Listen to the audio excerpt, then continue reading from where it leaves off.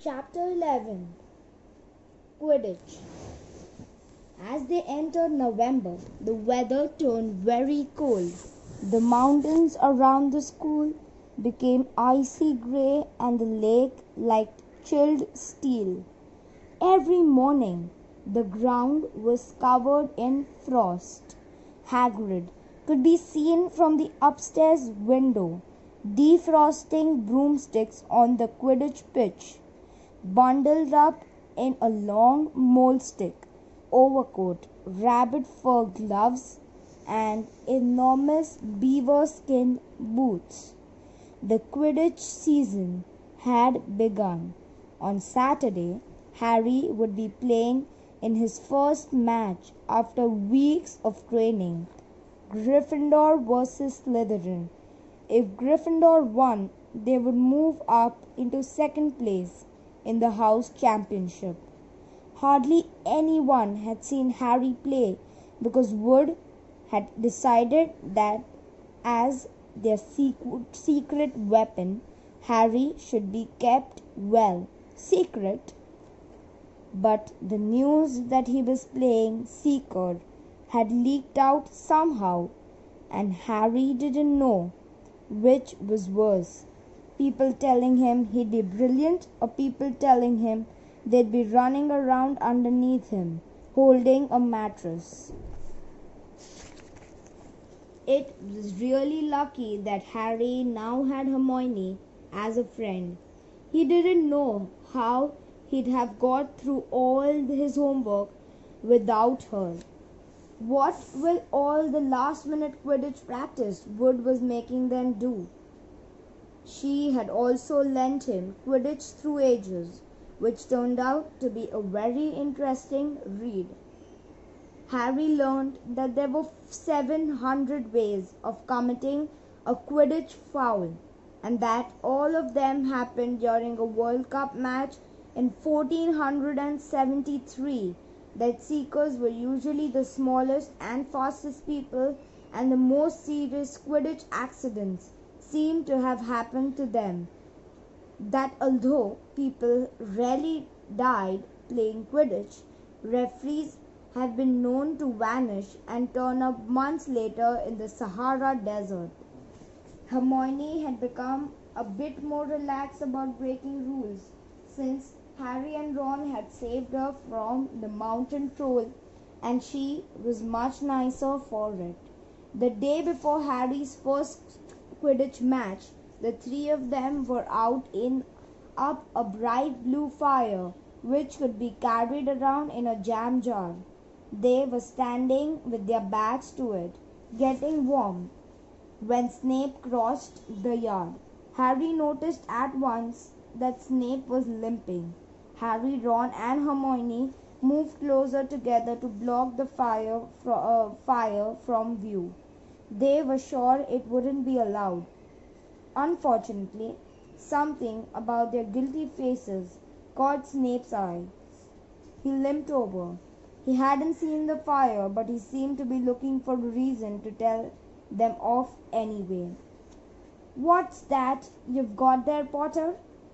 It was Quidditch Through Ages, Harry showed him. "Library books are not to be taken outside the school," said Snape. "Give it to me. 5 points from Gryffindor." "He's just made up that rule," Harry muttered angrily as Snape limped away. "Wonder what's wrong with his leg." "Do know, but I hope it's really hurting him," said Ron bitterly. The Gryffindor common room was very noisy that evening. Harry, Ron, and Hermione sat together next to a window. Hermione was checking Harry on Ron's charms homework for them. She would never let them copy. "How'll you learn?" But by asking her to read it through, they got the right answers anyway. Harry felt restless.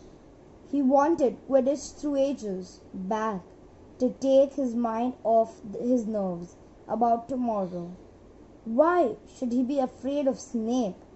Getting up, he told Ron and Hermione he was going to ask Snape if he could have it. Rather you than me, they said together. But Harry had an idea that Snape wouldn't refuse if there were other teachers listening. He made his way down to the staff room and knocked. There was no answer. He knocked again. Nothing. Perhaps Snape had left the book in there. It was worth a try. He pushed the door ajar and peered inside, and a horrible scene met his eyes. Snape and Filch were inside alone. Snape was holding his robes over his knees. One of his legs was bloody and mangled. Filch was handing Snape bandages. "Blasted thing," Snape was saying. "How are you supposed to keep your eyes on all three heads at once?" Harry tried to shut the door quickly, but "Potter!" Snape's face was twisted with fury as he dropped his robes quickly to hide his leg. Harry gulped. "I just wondered if I could have my book back." "Get out! Get out now! Out!" Harry left, but Snape could take any more points from Gryffindor, and before he could do that, he sprinted back upwards. "Did you get it?" Ron asked as Harry joined them. "What's the matter?" In a low whisper, Harry told them what he'd seen. "You know what this means?" he finished breathlessly. "He tried to get past that three-headed dog at Halloween. That's where he was going when we saw him. He's after whatever it's guarding. And I'd bet my broomstick he let that troll in to get a diversion." Hermione's eyes were wide. "No, he wouldn't," she said. "I know he's not very nice, but he wouldn't try and steal something Dumbledore was keeping safe. Honestly, Hermione, you think all teachers are saints or something?" snapped Ron. "I'm with Harry. I wouldn't put anything past Snape. But what's he after? What's that dog guarding?" Harry went to bed with his head buzzing with the same question. Neville was snoring loudly. Harry couldn't sleep. He tried to empty his mind. He needed to sleep. He had to. He had to. He had his first Quidditch match in a few hours, but the expression on Snape's face when Harry had seen his leg wasn't easy to forget. The next morning dawned, very bright and cold. The great hall was full of delicious smell of fried sausages and cheerful chatter of everyone looking forward to a good Quidditch match. "You've got to eat some breakfast." "I don't want anything." "Just a bit of toast," wailed Hermione. "I'm not hungry." Harry felt terrible. In an hour's time he'd be walking onto the pitch. "Harry, you need your strength," said Seamus Finnegan. "Seekers are always the ones who get nobbled by the other team." "Thanks, Seamus," said Harry, watching Seamus pile up ketchup on his sausages. By 11 o'clock the whole school seemed to be out in the stands around the Quidditch pitch. Many students had binoculars. The seats might be raised high in the air, but it was still difficult to see what was going on sometimes. Ron and Hermione joined Neville, Seamus and Dean, and the West Ham fan up in the top row. As a surprise for Harry, they had painted a large banner on one of the sheets Scabbers had ruined. It said, "Potter for President," and Dean, who was good at drawing, had done a large Gryffindor lion underneath. Then Hermione had performed a tricky little charm so that the paint flashed different colors. Meanwhile, in the changing rooms, Harry and the rest of the team were changing into their scarlet Quidditch robes. Slytherin would be playing in green. Wood cleared his throat for silence. "Okay, men," he said. "And women," said Chaser Angelina Johnson. "And woman," Wood agreed. "This is it. The big one," said Fred Weasley. "The one we've all been waiting for," said George. "We know Oliver's speech by heart," Fred told Harry. "We were in the same team last year." "Shut up, you two," said Wood. "This is the best team Gryffindor had in years. We're gonna win. I know it." He glared at them all as if to say, "Or else? Right, it's time. Good luck, all of you." Harry followed Fred and George out of the changing room and, hoping his knees weren't going to give away, walked onto the pitch to loud cheers. Madam Hooch was refereeing. She stood in the middle of the pitch waiting for the two teams, her broom in her hand. "Now I want a nice fair game, all of you," she said once they were all gathered around her. Harry noticed that she seemed to be speaking particularly to the Slytherin captain, Marcus Flint, of fifth year. Harry thought Flint looked as if he had some troll blood in him. Out of the corner of his eye, he saw the fluttering banner high above, flashing "Potter for President" over the crowd. His heart skipped. He felt braver. "Mount your brooms, please." Harry clambered onto his Nimbus 2000. Madam Hooch gave a loud blast on her silver whistle. 15 brooms rose up high into the air. They were off, and the quaffle was taken immediately by Angelina Johnson of Gryffindor. "What an excellent chaser that girl is, and rather attractive too." "Jordan!" "Sorry, Professor." The Weasley twins' friend Lee Jordan was doing the commentary for the match, closely watched by Professor McGonagall, and she's really belting along up there. A neat pass to Alicia Spinnet. A good find of Oliver Woods. Last year only a reserve. Back to Johnson, and no! Slytherin have taken the quaffle. Slytherin captain Marcus Flint gains the quaffle, and off he goes. Flint flying like an eagle up there. He's going to score. No! But excellent move by Gryffindor keeper Wood. And Gryffindor take the quaffle. That's Chaser Katie Bell of Gryffindor there. Nice dive around Flint. Off up the field. And ouch! That must have hurt. Hit in the back of the head by a bludger. Quaffle taken by Slytherin. That's Adrian Pusey speeding off towards the goalpost. But he's blocked by a second bludger sent his way by Fred or George Weasley. Can't tell which. Nice play by the Gryffindor Peter anyway. And Johnson back in possession of the quaffle. A clear field ahead, and off she goes. She's really flying. Dodges a speeding bludger. The goalposts are ahead. Come on now, Angelina. Keeper Bletchley dives, misses. Gryffindor score. Gryffindor cheers filled the cold air with howls and moans from the Slytherin. Budge up there, move along. Hagrid! Ron and Hermione squeezed together to give Hagrid enough space to join them. Been watching from my hut, said Hagrid, patting a large pair of binoculars around his neck. But it isn't the same as being in the crowd. No sign of the snitch yet, eh?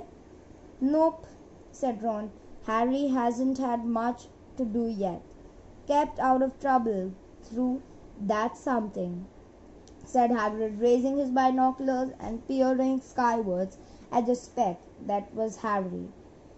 Way up above them, Harry was gliding over the game, squinting about for some sign of the snitch. This was part of his and Wood's game plan. Keep out of the way until you catch sight of the snitch, Wood had said. We don't want you attacked before you have to be. When Angelina had scored, Harry had done a couple of loop-the-loops to let out his feelings. Now he was back to staring around for the snitch. Once he caught sight of a flash of gold, but it was just a reflection from one of Weasley's wristwatches.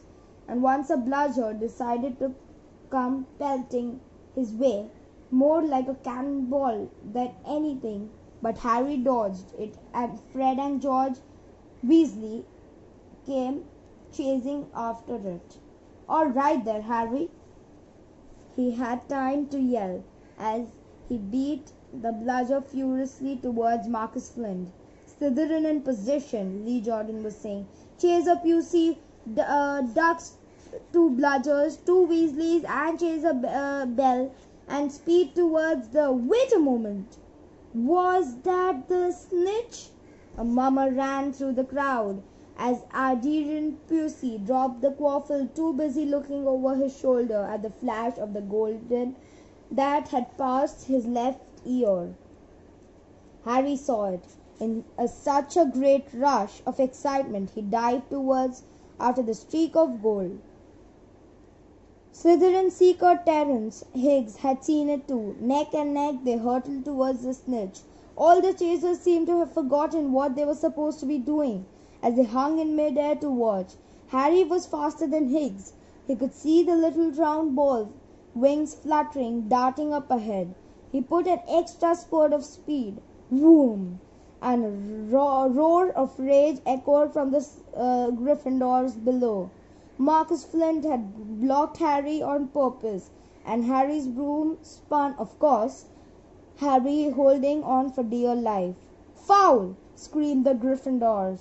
Madam Hood spoke angrily to Flint and then ordered a free shoot at the goalpost for Gryffindor. But in all the confusion, of course, the golden snitch had disappeared from sight again. Down in the stands, Dean Thomas was yelling, "Send him off! Red card, referee!" "This isn't football, Dean," Ron reminded him. "You can't send people off in Quidditch. What's a red card, by the way?" But Hagrid was on Dean's side. They ought to change the rules. Flint could knock Harry out to the air. Lee Jordan was finding it difficult not to take sides. So after that obvious and disgusting bit of cheating... "Jordan!" growled Professor McGonagall. "I mean, after that open and revolting foul, Jordan, I'm warning you." All right. Flint nearly kills the Gryffindor Seeker, which could happen to anyone, I'm sure. So a penalty to Gryffindor sent taken by Spinnet, who puts it away. No trouble, and we continue to play. Gryffindor still in position. It was Harry, as Harry dodged another bludger which went spinning dangerously past his head, that it happened. His broom gave a sudden frightening lurch. For a split second, he thought he was going to fall. He gripped the broom tightly with both his hands and knees. He'd never felt anything like that. It happened again. It was odd that the broom was trying to buck him off, but Nimbus 2000s did not suddenly decide to buck their riders off. Harry decided to turn back towards the Gryffindor goalposts. He had half a mind to ask Wood to call time out, and then he realized that his broom was completely out of control. He couldn't turn it. He couldn't direct it at all. It was zigzagging through the air and every now and then making violent swishing movements, which almost unseated him. Lee was still commenting. Slytherin in position, Flint with Quaffle. Passes Spinnet, passes Bell, hit hard in the face by a bludger. Hope it broke his nose. Only joking, Professor. Slytherin score! Oh no! The Slytherins were cheering. No one seemed to have noticed that Harry's broom was behaving strangely. It was carrying him slowly higher away from the game, jerking and twitching as it went. "Do you know what Harry thinks he's doing?" Harry mumbled. He stared through his binoculars. "If I didn't know better, I'd say he's lost control of his broom. But he can't have." Suddenly people were pointing up at Harry. All over the stands, his broom had started to roll over and over, with him only just managing to hold on. Then the whole crowd gasped. Harry's broom had given a wild jerk, and Harry swung off it. He was now dangling from it, holding on with only one hand. "Did something happen to it when Flint blocked him?" Seamus whispered. "Can't have," Hagrid said, his voice shaking. "Can't nothing interfere with a broomstick except powerful dark magic. No kid could do that to a Nimbus 2000. At these words, Hermione seized Hagrid's binoculars, but instead of looking up at Harry, she stared and started looking frantically at the crowd. "What are you doing?" moaned Ron, grey-faced. "I knew it," Hermione gasped. "Snape, look!" Ron grabbed the binoculars. Snape was in the middle of the stands opposite them. He had his eyes fixed on Harry and was muttering non-stop under his breath. "He's doing something, jinxing the broom," said Hermione. "What should we do?" "Leave it to me." Before Ron could say another word, Hermione had disappeared. Ron turned the binoculars back on Harry. His broom was vibrating so hard it was almost impossible for him to hang on much longer. The whole crowd were on their feet, watching, terrified as the Weasleys flew up to try and pull Harry safely onto one of their brooms. But it was no good. Every time they got near him, the broom would jump higher still. They dropped lower and circled beneath him, obviously hoping to catch him if he fell. Marcus Flint seized the quaffle and scored 5 times without anyone noticing. "Come on, Hermione," Ron muttered desperately. Hermione had fought her way across the stand where Snape stood and was now racing along the row behind him.